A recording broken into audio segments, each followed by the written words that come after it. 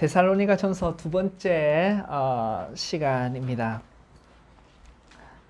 사도 바울의 선교팀이 데살로니가 도시에서 교회를 세우고 6개월이 채 되지 않아서 급하게 피신을 하게 됩니다. 왜냐하면 유대인들이 그 사도 바울의 선교팀을 잡으려고 했기 때문에 그런 것이죠.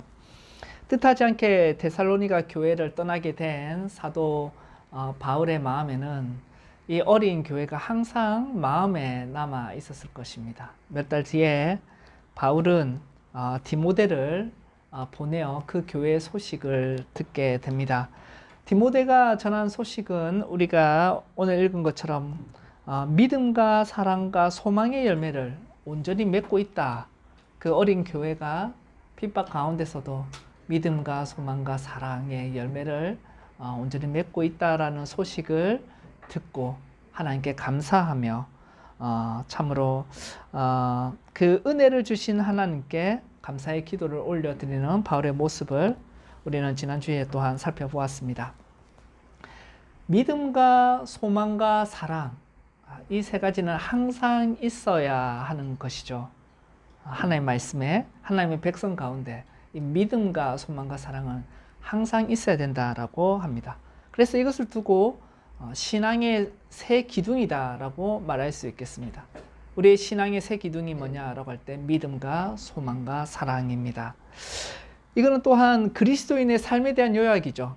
성도로 살아가는 것이 무엇인가라고 할 때 우리는 믿음, 소망, 사랑의 삶을 살아가는 것, 이것이 성도의 삶입니다. 단순하면 명확합니다. 우리가 예수님 믿는 신자로 살아가는 게 뭔가 고민이 되고 어떻게 우리가 인생을 살아갈까 많은 고민 가운데 치열하게 또 그 문제를 풀려고 노력하는데 성경은 아주 간략하게 믿음, 소망, 사랑으로 살아가야 된다. 이것이 우리의 정체성이다라고 말씀하고 있습니다. 그래서 도대체 그리스도인으로 살아가는 것은 무엇인가라고 하면 그리스도 안에서 믿음과 소망과 사랑을 가지는 것, 그것이 그리스도인으로 살아가는 것입니다. 믿음의 내용을 말하자면 사도신경에 잘 나타나 있습니다. 믿음의 내용은 사도신경에 잘 나타나 있습니다. 소망의 내용은 주기도문에 잘 나타나 있습니다.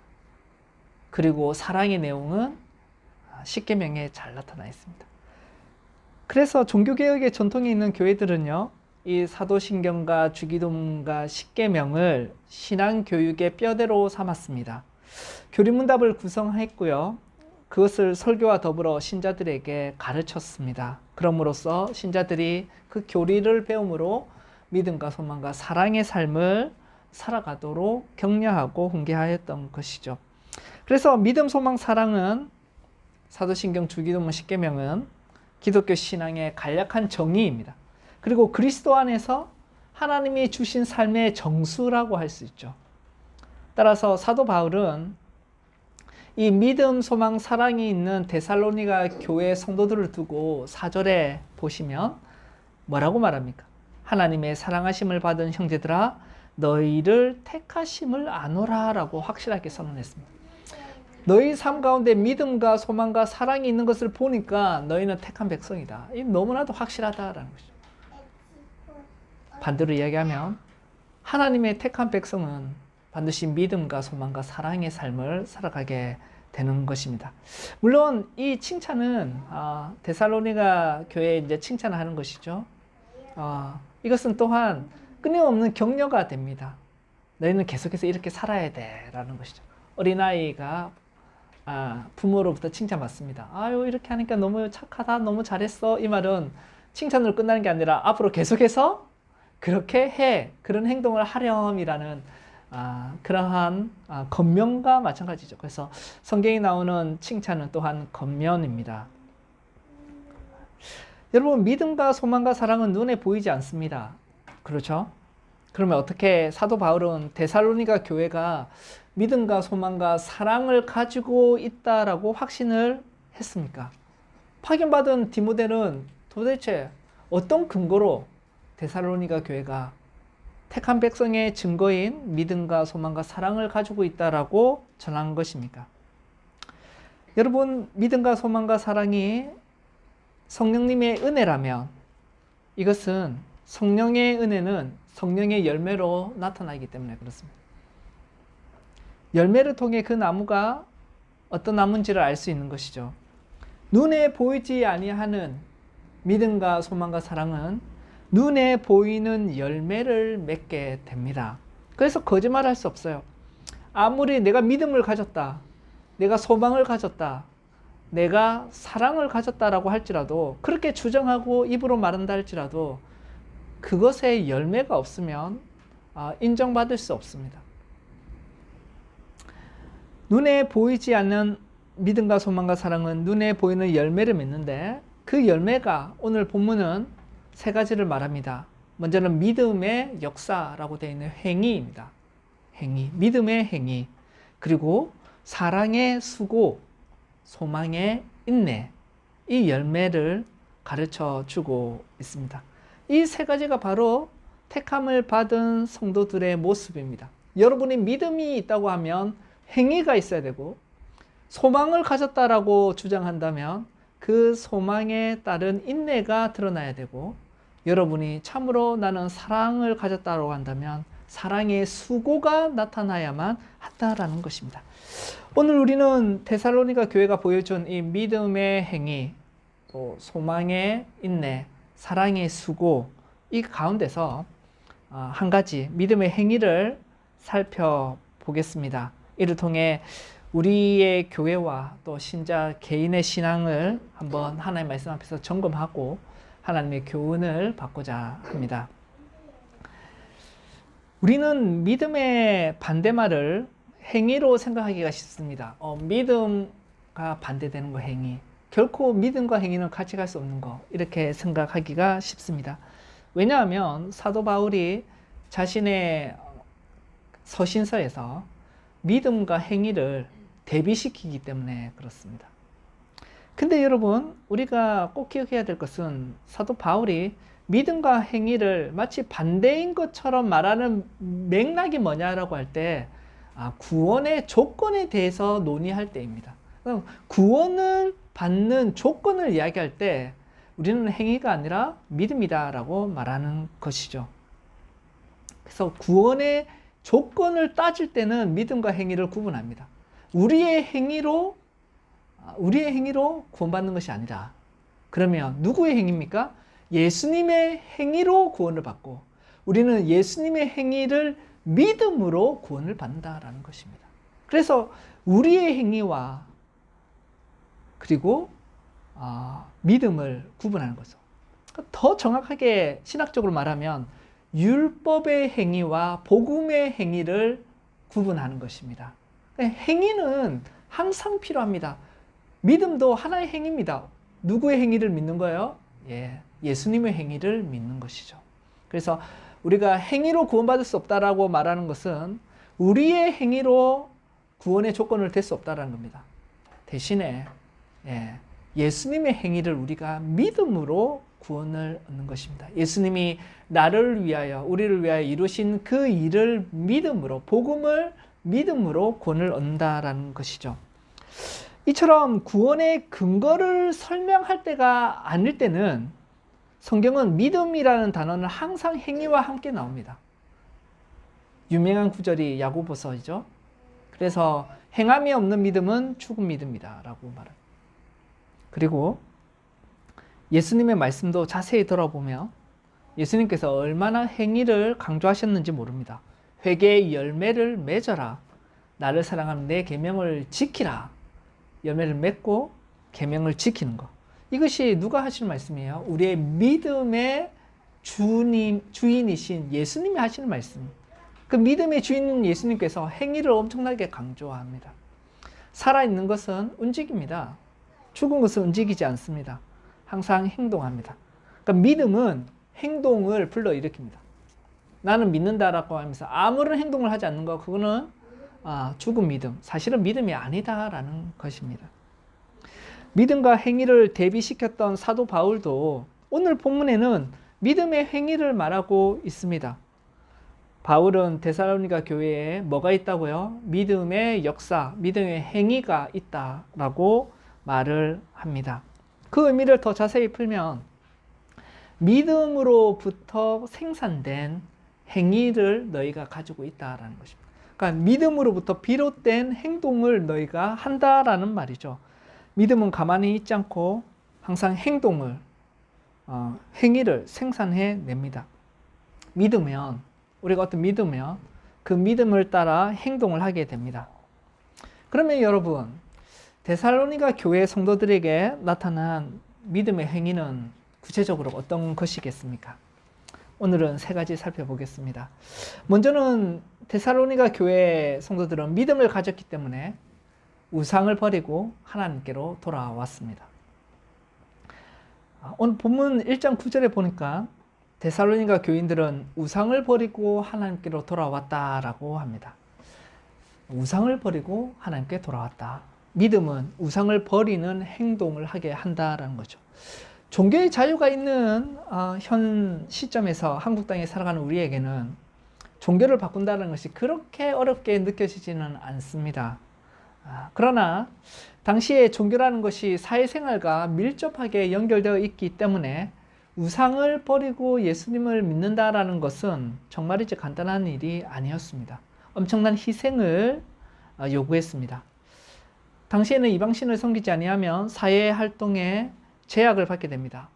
지금 상황으로 한번 예를 들자면 여러분이 이방신을 섬기지 않고 여러분 주위의 사람들이 섬기고 있는 신을 섬기지 않고 예수를 섬긴다면 여러분의 자녀는 학교에 다닐 수 없을 것입니다. 그리고 여러분은 사회복지 혜택을 받지 못합니다. 장사도 못합니다. 기업활동, 회사에 취직도 못합니다.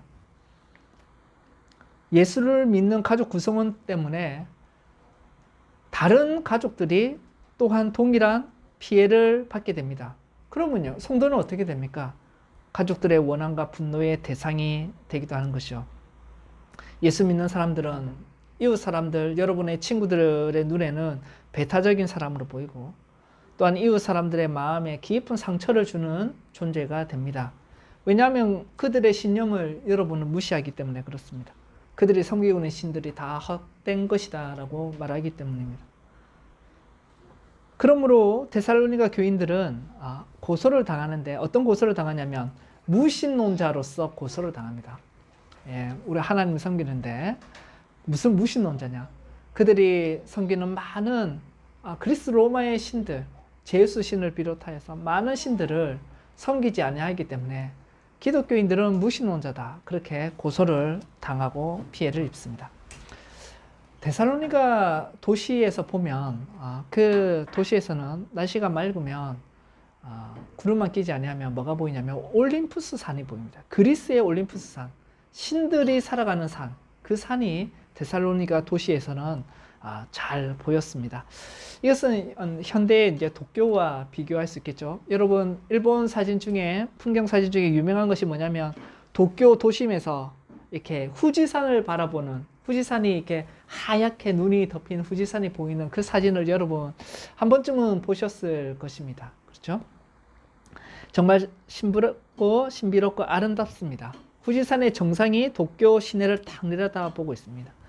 그래서 고대의 일본 사람들은 후지산은 신성한 산이고 그 신들이 거하는 산으로 여겼습니다.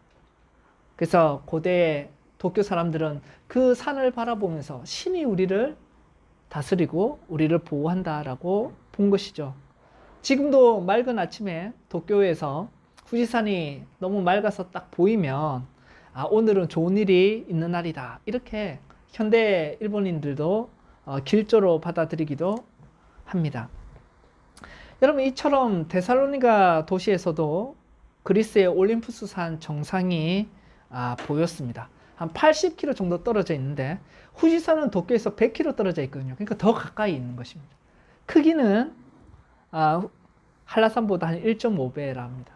여러분, 제주도에서 그 어디에서도 보면 한라산이 보이잖아요. 근데 한라산보다 1.5배 더 큰 그 산을 데살로니가 사람들은 올림푸스 산, 제우스가 살고 있는 그 성산을 바라봤다라는 것이죠. 그래서 사람들은 안 보려고 보는 게 아니라 그냥 보입니다. 그 산을 보면서 제우스가 우리를 다스리고 있구나. 그리고 그 제우스나 여러 그리스 로마의 신들을 우리가 제대로 섬기지 아니하면 그 신이 그 저 산 꼭대기에서 역병을 보내고 기근을 보내고 질병을 보내서 우리를 해칠 수 있겠구나라고 생각을 하며 그 신들을 섬겼습니다. 그리고 이게 올림푸스에 있는 신들은 또한 당대의 로마 황제의 숭배와 연결이 됩니다. 그래서 올림푸스 신을 섬기는 것은 곧 로마 황제를 섬기는 것이죠. 그래서 그 올림푸스 산에 있는 여러 신들을 섬기지 아니하면 황제를 무시하는 것이고, 그러면 황제로부터 혜택을 받는 것이 그 도시가 황제로부터 혜택을 받지 못하면 큰 곤란에 처하게 되는 것이죠. 근데 여러분, 이 그리스도인들이 올림푸스에 있는 신들을 무시하고 황제를 섬기지 아니하는 것입니다. 그러니까 온 동네 사람들이, 그 지역의 사람들이 얼마나 그리스도인들을 싫어하고 핍박을 했겠습니까? 그래서 2장 14절에 보시면요, 사도 바울이 데살로니가 교회를 이렇게 말합니다. 형제들아, 너희가 그리스도 예수 안에서 유대에 있는 하나님의 교회들을 본받은 자 되었으니 그들이 유대인에게 고난을 받은 같이 너희도 너희 동족에게서 동일한 고난을 받았느니라. 그러니까 데살로니가 교회를 두고, 야, 유대에 있는, 예루살렘에 있는 그 하나님의 교회랑 동일하다. 정말 닮았구나. 왜냐하면 예루살렘에서 유대인들에게 엄청난 핍박을 받고 있는데, 유대교로부터 엄청난 핍박을 받고 있는데, 데살로니가 교회 여러분 역시도 동족들에게 엄청난 핍박을, 고난을 받고 있군요 라고 그렇게 말을 합니다. 그래서 데살로니가 교회는 믿음의 행위로서 우상을 버렸다라는 것을 우리는 바라보게 됩니다. 두 번째로는요, 여러분, 데살로니가 교회에 나타난 믿음의 행위, 구체적으로 무엇이었습니까? 하나님의 말씀을 받고 말씀대로 실제로 그 삶을 살아가는 것입니다. 2장 13절 말씀 제가 한번 읽겠습니다. 이러므로 우리가 하나님께 끊임없이 감사함은 너희가 우리에게 들은 바 하나님의 말씀을 받을 때 사람의 말로 받지 아니하고 하나님의 말씀으로 받음이니 진실로 그러하도다. 이 말씀이 또한 너희 믿는 자 가운데서 역사하느니라. 이 말씀이 또한 너희 믿는 자 가운데서 역사한다, 행동한다, 지금 끊임없이 살아 역동하고 있다라는 것입니다. 데살로니가 교회 성도들은 선교팀 바울로부터 복음을 들었습니다. 듣는 데 끝난 것이 아니라 듣는 대로 복음을 따르는 것이죠. 물론 이것은 우상을 버리는 행동과 연결되어 있습니다. 한 번만 말씀을 듣고 끝난 것이 아니라 계속해서, 이게 중요하죠. 계속해서 끊임없이 그 말씀이 그들의 삶 가운데 역동하도록 하였습니다. 역경 가운데서도 하나님께 계속해서 충성했습니다. 고난이 온다고 그 말씀을 버려버린 게 아니라 그 말씀을 끝까지 따르고 신실하게 하나님 앞에 충성된 존재로 하나님을 섬기며 그리스도를 본받아 간 것입니다. 그래서 데살로니가 성도들에게 믿음은, 기억하십시오, 단순히 뭔가에 동의하는 것이 아닙니다. 마음속의 동의가 믿음이 아닙니다. 우상숭배를 끊는 행동이요, 복음을 따르며 말씀대로 계속해서 살아가는 행동, 말씀으로 자신의 삶을 개혁해 나가는 행동, 그것이 바로 데살로니가 성도들에게 나타난 믿음의 행위요. 택함받은 백성은 말씀으로 자신의 삶을 리폼하는, 계속해서 끊임없이 바꿔가는 개혁이 나타난다라는 것입니다. 그 모습을 통해 이 사람이 진짜 믿음을 가진 사람이구나 우리는 확인하게 됩니다. 세 번째로 데살로니가 교회에 나타난 믿음의 행위는 구체적으로 거룩한 삶을 추구하는 모습이었습니다. 4장 1절에서 8절의 말씀을 한번 보십시오. 제가 천천히 4장 1절에서 8절을 읽겠습니다. 그러므로 형제들아 우리가 끝으로 주 예수 안에서 너희에게 구하고 검련하노니 너희가 마땅히 어떻게 행하며 하나님을 기쁘시게 할 수 있는지를 우리에게 배웠으니 곧 너희가 행하는 바라 더욱 많이 힘쓰라. 우리가 주 예수로 말미암아 너희에게 무슨 명령을 준 것을 너희가 아느니라. 하나님의 뜻은 이것이니 너희의 거룩함이라. 곧 음란을 버리고 각각 거룩함과 존귀함으로 자기 아내를 대할 줄을 알고 하나님을 모르는 이방인과 같이 세욕을 따르지 말고 이 일에 분수를 넘어서 형제를 해하지 말라. 이는 우리가 너희에게 미리 말하고 증언한 것 같이 이 모든 일에 주께서 신원하여 주심이라. 하나님이 우리를 부르심은 부정하게 하심이 아니요 거룩하게 하심이니 그러므로 저버리는 자는 사람을 저버림이 아니요 너희에게 그의 성령을 주신 하나님을 저버림이니라. 사도 바울은 데살로니가 형제들에게 하나님을 기쁘시게 하는 거룩함에 힘을 쓰라라고 그렇게 권면합니다. 이것은 특별히 성적인 행동에서의 거룩함인데 사도 바울이 더욱 많이 힘쓰라라는 말씀처럼 이미 데살로니가 교회의 성도들은 다른 이웃들과는 달리 사회에서 통용되는 그러한 성적인 행동으로부터 자기를 구별하는 삶을 살았다라는 것입니다. 여러분, 이 성적인 행동에서의 거룩함에 대하여 이 본문의 말씀은 자세히 이제 살펴볼 기회가 다음에 우리에게 있을 것입니다. 지금은 데살로니가 형제들이 그들의 죄악된 문화로부터 스스로 구별하는 믿음의 행위를 했다라는 것만 말씀드리고자 합니다. 우리의 믿음의 고백에 따르면 여러분 사도신경에 따르면 장차 살아있는 자와 죽은 자를 심판하러 예수님 오십니다. 여러분 그것을 믿는다면 죄로 말미암아 장차 망할 이 세상에 휩쓸리지 않고 구별된 삶을 살아가는 것이 우리에게는 당연한 것입니다. 결론적으로 사랑하는 성도 여러분, 지금까지 우리가 살펴본 것처럼 데살로니가 교회 성도들은 교회의 믿음, 그들의 믿음은 행함을 낳았습니다. 그 행위의 믿음의 행위라는 것을 간단히 요약하면 우상을 버리는 것, 그리고 살아계시고 참되신 하나님을 섬겼다라는 것입니다. 하나님을 섬긴 것이 믿음의 행위입니다. 한마디로 요약하면 하나님을 섬깁니다. 여러분 여기서 섬긴다라는 것이 뭐냐라고 할 때 헬라어로 둘류오라는 단어를 쓰는데 둘로스라는 말 들어보셨습니까? 종이라는 것이죠. 그래서 섬긴다라는 것은 종으로 섬기는 것, 하나님께 전적으로 헌신한다라는 것입니다. 여러분 예수님을 믿어라고 생각할 때 예수님을 믿는다라는 것은 하나님을 믿는다. 이 말은 단순히 하나님의 존재를 인정한다, 하나님이 나를 도와주실 것을 믿는 것, 그것이 믿음의 예수님을 믿는다라는 표현이 아니라 예수님을 믿는다라고 할 때에는 뭡니까? 예수님을 섬긴다라는 것입니다. 우리는 예수님을 우리의 구원자로 의지할 뿐만 아니라 주인으로, 왕으로 섬기는 것입니다. 여러분 이것이 믿음의 행함입니다. 진짜 믿는 사람은 행하는데 하나님을 섬깁니다. 하나님을 종으로서 섬기는 것입니다. 이 헌신이 전적으로 헌신하는 것이 오늘 데살로니가 전서에 보면 먼저는 데살로니가 교회에 있어서는 이방의 종교 행위를 그만두고 핍박을 받는 것이 포함되는 것이죠. 우상을 버리는 것. 또한 뭐가 있었습니까?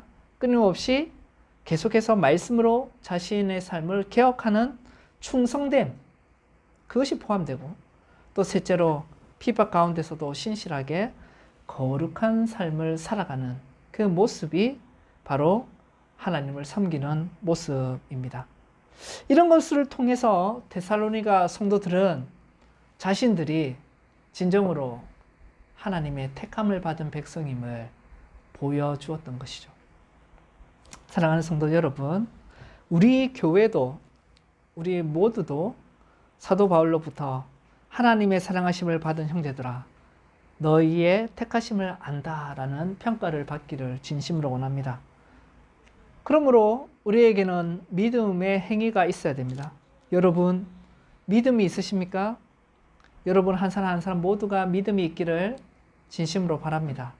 또한 여러분 믿음이 있다면 그러면 여러분 그 여러분의 믿음은 어떠한 행위를 보여주고 있습니까? 먼저 여러분도 데살로니가 성도들처럼 우상을 버리는 행위가 나타나고 있습니까? 이 시대의 우상은 단순히 우리가 잘 알듯이 옛사람들이 섬겼던 절했던 그 돌 우상이 아닐 것입니다.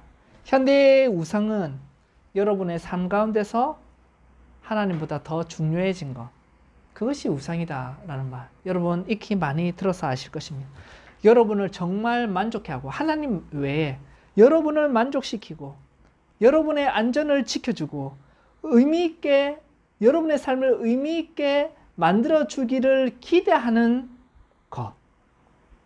근데 그것이 너무나도 중요해서 하나님보다 더 소중하고 그래서 자신의 삶 중심에 놓는 것. 이것이 우상입니다. 만약 내가 무엇을 잃으면 내가 정말 하나님 외에 이것이 없다면 내 삶은 무너질 거야. 나는 이것만은 절대 포기할 수 없어. 그렇기 때문에 하나님도 내가 버릴 수 있어. 하나님을 섬기는 일도 내가 버릴 수 있어. 내가 철저하게 의지하는 것, 그것이 바로 우상입니다. 우리의 삶에도 눈에 보이지 않는 많은 우상이 있습니다. 인간은 우상을 만드는 공장이기 때문에 그렇습니다. 그래서 항상 그 우상으로부터 돌아서야 합니다. 한 번 되는 것이 아니라 항상 우리의 마음속에서 우상을 끊임없이 만들기 때문에 우리는 그 우상을 부시고 하나님께로 나아가야 됩니다. 여러분 우상이라는 것이 참 고약한데요. 뭐냐면 좋은 것이 우상이 됩니다. 나에게 너무 좋은 것, 돈, 명예, 자녀, 심지어는 나 자신, 우리의 가정, 나의 일, 커리어, 이 모든 것들 좋은 것이지 않습니까? 근데 그것이 하나님보다 최고가 될 경우에 하나님, 내가 이것만은 포기할 수 없습니다. 그래서 하나님을 살짝 이것보다는 밑에 두겠습니다. 라는 거 바로 우상이 되는 것입니다. 그래서 참 믿음의 행위는 이것을 버리고 하나님만을 붙드는 것이죠. 우리의 믿음이 단순한 교리적인 지식에 머물러서는 안 되고 삶의 선택과 행동으로 나타나기를 진심으로 바랍니다. 여러분 또한 두 번째로 여러분은 말씀으로 매일의 삶을 개혁해 나가는 믿음의 행위가 있습니까? 여러분은 말씀으로 여러분의 삶을 개혁해 나가고 있습니까? 기업도 혁신을 중단하면 망한다라고 합니다. 여러분 영적인 세계 경건도 우리가 그 자리에 머물면 어제처럼 살아가며 후퇴하는 것입니다. 우리는 변화해야 합니다. 살아온 대로 살지 맙시다. 좀 더 좋게 살아야 하는 것입니다. 더욱 말씀에 따라 자신의 삶을 변화시켜 나가야 하는 것입니다. 우리는 종교개혁의 후예들입니다. 곧 우리가 교회 설립 2주년이 오고 그때는 종교개혁 기념주일에 첫 예배를 우리가 드렸습니다. 우리는 종교개혁의 후예들입니다. 우리는 개혁파 장로교회에 속해 있습니다. 리폼드라는 것, 우리 개혁파라는 것은 말씀으로 개혁하는 것입니다. 딴 게 아니라 성경으로 개혁하는 것입니다. 하나님의 말씀에 어긋나는 것이 있으면 우리가 해오던 것도 과감하게 바꿉니다. 왜냐하면 하나님의 말씀이 우선이고 우리는 그 말씀에 따라 우리의 삶을 변화시키고 예배를 변화시키고 교회를 변화시키는 것이 바로 참된 믿음을 가진 행위의 모습이기 때문에 그렇습니다. 택함받은 자의 모습인 거죠. 그러므로 우선 사랑하는 성도 여러분, 성경을 가까이 합시다.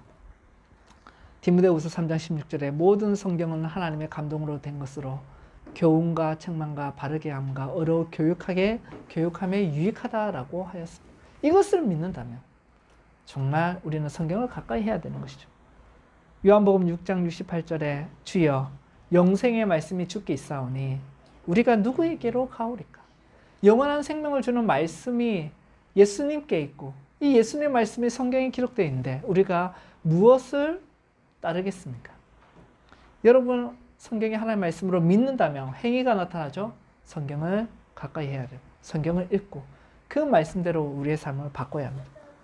또한 적용의 세 번째로 여러분은 거룩한 삶을 살아가는 믿음의 행위가 있습니까? 데살로니가 교회처럼 거룩한 삶을 살아가는 행위가 있습니까? 어둠과 빛이 구분되듯이 세상과 다른 모습으로 우리가 하나님께 충성합시다. 데살로니가 사람들은 올림푸스 산을 쭉 바라보면서 그 제우스의 신 앞에서 살아갔습니다. 하지만 성도는 그 올림푸스 산보다 더 높은 곳에 계시는 하늘의 하나님의 보좌와 천상의 왕 그리스도 예수님을 바라보며 우리는 하나님 앞에 거룩하게 살아가야 하는 것입니다. 거룩하다라는 것은 구별되는 것입니다. 특별히 성적인 모습에서 우리의 사회생활에서 믿지 않는 자와 우리가 동일한 모습을 가지고 있다면 하나님 앞에서 돌아보아야 하는 것이죠. 믿는다는 것은 이렇게 행위가 나타나는 것입니다. 믿는다라는 사람이 많습니다. 그러나 한국교회에 믿음의 행위가 없음을 우리는 개탄합니다. 우리는 흉을 보기도 합니다. 한국교회가 말이야, 믿는다는 사람은 많은데 도대체 믿음의 행위가 없네. 그래서 교회가 이 모양이다 라고 말을 합니다. 하지만 우리는 예수님의 거룩한 가르침에 따라서 내 눈에 있는 들보를 먼저 봅시다. 여러분, 우리 스스로 우리의 삶을 한번 이 말씀에 따라 돌아봅시다. 그러므로 여러분이 진정으로 택함받은 백성임을 우리가 보여줍시다. 그래야 사도 바울이 우리에게 사랑하는 형제여, 당신은 택함받은 사람입니다. 당신의 믿음의 행위를 보니 정말 당신은 택함받은 사람입니다. 그런 고백이 칭찬이 있기를 간절히 바랍니다. 아멘.